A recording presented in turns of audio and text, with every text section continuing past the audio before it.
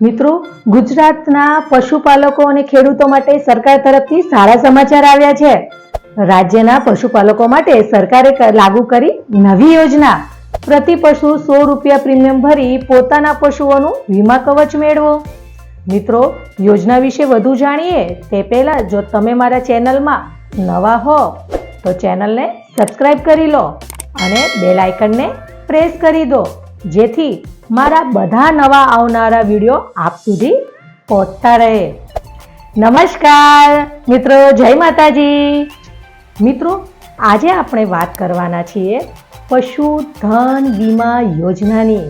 મિત્રો, રાજ્યના કૃષિ કલ્યાણ અને પશુપાલન મંત્રીએ જણાવ્યું હતું કે પ્રથમ તબક્કે આ યોજના હેઠળ 50,000થી વધુ પશુપાલકોને આવરી લેવાનું આયોજન કર્યું છે.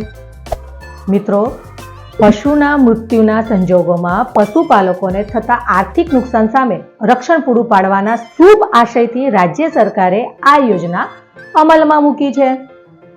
મિત્રો, આ યોજનાનો લાભ મેળવીને ગુજરાતનો પશુપાલક વીમાની રકમમાંથી નવું પશુ ખરીદીને પશુપાલન વ્યવસાય ચાલુ રાખી શકશે. મિત્રો, પ્રતિ પશુપાલક 1 થી 3 વેતનના હોય તેવા ગાય, ભેંસ વર્ગના મહત્તમ 3 પશુઓ માટે આ સહાય મેળવી શકાશે. મિત્રો, ઉલ્લેખનીય છે કે પશુપાલકોને પશુ વીમા લેવા માટે પ્રોત્સાહિત કરવા ઉદ્દેશ સાથે ભારત સરકારના નેશનલ લાઇવસ્ટોક મિશન હેઠળ પણ પશુપાલકોને વીમા પ્રીમિયમમાં સબસિડી મળવાપાત્ર છે. મિત્રો, કેન્દ્રની સબસિડી બાદ થતા પશુપાલકને ભાગે આવતી વીમા પ્રીમિયમની શ્રેષ્ઠ રકમમાં ઘટાડો કરી વધુ સહાય પૂરી પાડવા માટે આ યોજના અમલમાં મૂકી છે, જેના માટે સરકારે ચાલુ વર્ષે 23 કરોડના બજેટની જોગવાઈ સાથે આ યોજનાની જાહેરાત કરી છે. મિત્રો, વીમા કંપની સાથે કેવો કરાર કરાયેલો છે તે જોઈ લઈએ.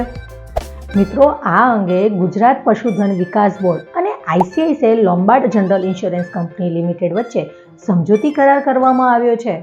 મિત્રો, વીમા યોજનાનો લાભ મેળવવા ઈચ્છુક પશુપાલકો ઓનલાઈન અરજી પણ કરી શકે છે.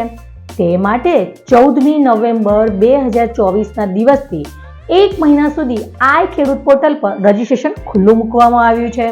મિત્રો, વહેલા તે પહેલા અરજી કરી હોય તેવા પશુપાલકની પસંદગી થયેલા લાભાર્થીને જ લાભ અપાશે. આ યોજનાનો લાભ મેળવી પશુપાલક વીમા કંપનીને પ્રતિ પશુ 100 રૂપિયા પ્રીમિયમ ચૂકવીને પોતાના પશુઓને વીમાથી સુરક્ષિત કરી શકશે. મિત્રો, જ્યારે બાકીની શ્રેષ્ઠ પ્રીમિયમની રકમ સબસિડી પેટે સરકાર દ્વારા વીમા કંપનીને ચૂકવવામાં આવશે.